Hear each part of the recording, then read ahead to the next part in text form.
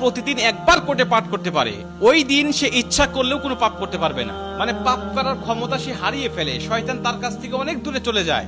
নবীজি বলছেন, যদি কোনো ব্যক্তি এই দোয়াটা মাত্র একবার পাঠ করে, যেদিন সে পাঠ করবে ওই দিন শয়তান চিৎকার করে কাঁদতে থাকে, চিৎকার করে আওয়াজ দিয়ে বলতে থাকে যে আজকে সারাদিন তুই আমার ওয়াসওয়াসা থেকে মুক্ত হয়ে গেলি, আমি ইচ্ছা করেও আজকে তোকে আর ধোঁকা দিতে পারবো না, তুই আজকে আর কোনো পথভ্রষ্টের কাজ করতে পারবি না, তুই সেটা আমার কাছ থেকে মুক্ত হয়ে গেলি।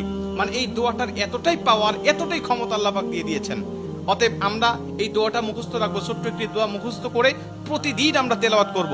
আমরা কিন্তু অনেকেই আছি পাপ ছাড়তে চাই, কিন্তু আমরা এমন কিছু দেখি বা এমন কিছুর সম্মুখীন আমরা হয়ে যাই, ওটা দেখার পরে আমরা নিজের উপরে নিজের কন্ট্রোলটা হারিয়ে ফেলি, তখন আমরা পাপ করতে বাধ্য হই বা পাপ শয়তান আমাদেরকে করিয়ে ফেলে।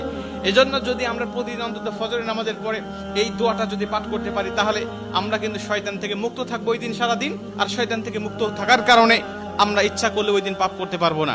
নবীজি এই দোয়াটা শিখিয়েছেন, আউযু বিল্লাহিল আযীম, আউযু বিল্লাহিল আযীম ওয়া বিওয়াজহিল কারীম ওয়া সুলতানিহিল কাদিম মিনাশ শাইতানির রাজিম।